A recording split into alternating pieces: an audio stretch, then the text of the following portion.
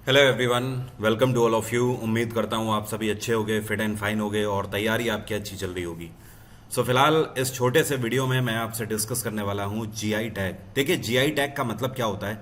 GI का मतलब है जियोग्राफिकल इंडिकेशन टैग। भारत देश में या फिर दुनिया भर में कहीं पर भी कुछ ऐसी वस्तुएं होती हैं जो कि इतनी ज़्यादा प्रसिद्ध हो जाती हैं या फेमस हो जाती हैं, जिनकी वजह से वो जगह जानी जाने लगती है, जिसको हम लोग जीआई टैग्स के नाम से जानते हैं।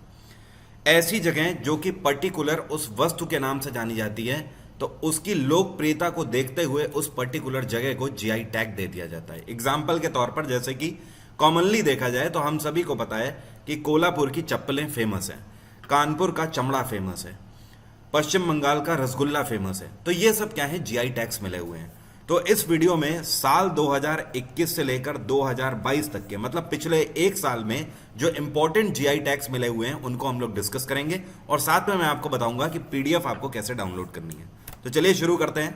सबसे पहले केवल यहां पर मैं आपको बताने वाला हूं, इस पेज में आपको देखना है 2021 से लेकर 22 पिछले एक साल में कितने जीआई टैग जो कि न्यूज में रहे हैं भारत में। अभी हाल ही में पिछले ही महीने एक म्यूजिकल इंस्ट्रूमेंट है जिसको हम लोग बोलते हैं नारासिंगपेत्तई नगस्वरम। क्या बोलते हैं? नारासिंगपेत्तई नगस्वरम। ये बेसिकली एक शहनाई की तरह दिखने वाला इंस्ट्रूमेंट होता है, लेकिन ये शहनाई नहीं होता है, इसको नगस्वरम बोला जाता है। और करीब 2 मीटर लंबा होता है ये इंस्ट्रूमेंट, और ये वुडन का बना होता है, लकड़ी का। इसके लिए तमिलनाडु के अंदर कुंभकोनम को जीआई टैग दिया गया है। इसके बाद गोवा को जीआई टैग मिला हुआ है कोला मिर्च के लिए। ये काफी तीखी मिर्च होती है, वहां पर सॉस बनाने के लिए यूज करी जाती है। इसके अलावा कोदई कनाल के मलाई पोंदू के लिए जीआई टैग मिला है तमिलनाडु को, ये भी एग्रीकल्चर से रिलेटेड है। दाले खुरसानी मिर्च, ये पूरे भारत की सबसे तीखी मिर्चों में से एक है, लाल मिर्च होती है, जिसके लिए सिक्किम को जीआई टैग दिया गया है, तो एग्रीकल्चर से रिलेटेड ये भी है। इसके बाद अरुणाचल प्रदेश के अंदर एक स्पेशल तरीके का फैब्रिक यूज किया जाता है, मतलब कपड़ा यूज किया जाता है, जो कि वहां की एक जनजाति मिशिमी के द्वारा बनाया जाता है। तो मिशिमी क्या है? अरुणाचल प्रदेश की एक जनजाति है। तो इसके द्वारा जो कपड़ा बनाया जाता है उसको बोलते हैं इदू मिशिमी टेक्सटाइल। तो इसके लिए अरुणाचल प्रदेश को जीआई टैग मिला हुआ है। और हैंडीक्राफ्ट यहां पर इसलिए लिखा हुआ है क्योंकि ये जो फैब्रिक है पूरे तरीके से हाथ से बनाया जाता है, इसमें मशीन का यूज नहीं किया जाता है। इसके बाद गुलबर्ग तुरदाल के लिए कर्नाटक को जीआई टैग मिला हुआ है, ये भी एग्रीकल्चर से रिलेटेड है। इसके बाद हमारम, हमारम के लिए मिजोरम को जीआई टैग मिला हुआ है। हमारम भी एक तरीके का फैब्रिक है, मतलब कपड़ा है, जो कि हाथ से बनाया जाता है, तो इसीलिए ये हैंडीक्राफ्ट की कैटेगरी में आता है। मिजोरम की कई सारी ट्राइबल कम्युनिटीज इसको बनाती हैं।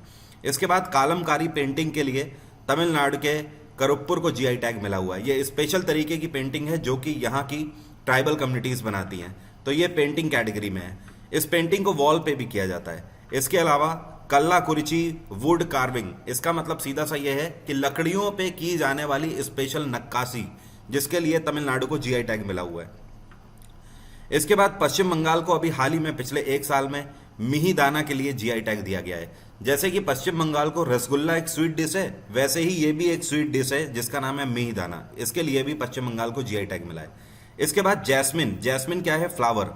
तो जैस्मिन का जो फूल है, इसकी सबसे बेहतरीन प्रजाति मदुरई में उगाई जाती है, तो इसके लिए मदुरई को जीआई टैग दिया गया है। और इसके बाद भालिया वीट, ये गेहूं की एक काफी बेहतरीन प्रजाति है जिसको भारत सरकार एक्सपोर्ट करती है। तो ये गेहूं गुजरात में उगाया जाता है, इसलिए गुजरात को जीआई टैग दिया गया है।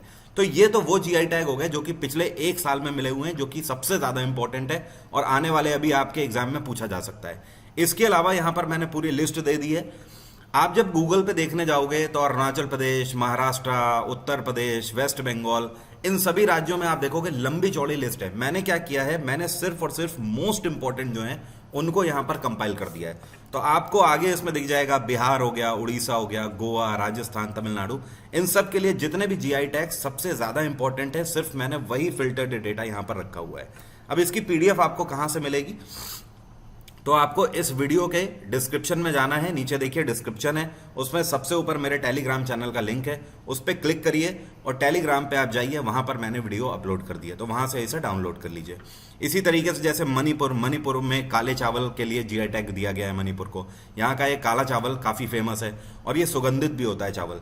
आसाम में काजी नेमू और जोहा राइस, यहाँ पर भी ये चावल की प्रजाति है जिसके लिए इसको जीआई टैग दिया गया है। तेलंगाना और आंध्र में आप देख सकते हो, यहाँ हैदराबाद की बिरयानी को जीआई टैग दिया हुआ है।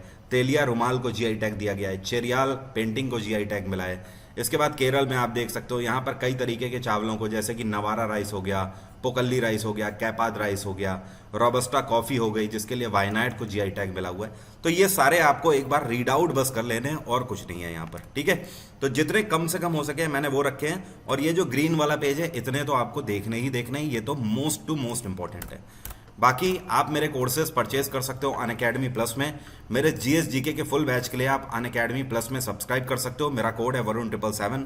आप इसकी मदद से अनअकैडमी अगर सब्सक्राइब करते हैं तो आज का बेस्ट ऑफर और साथ में एक्स्ट्रा 15% तक का आपको डिस्काउंट अवेल हो जाएगा।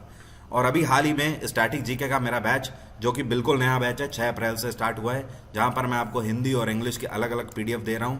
हर एक एग्जाम के लिए आप इस बैच को कवर कर सकते हो। तो अभी की बात यहीं तक रहेगी। Bye bye, take care, have a nice day. आपका दिन मंगलमय हो।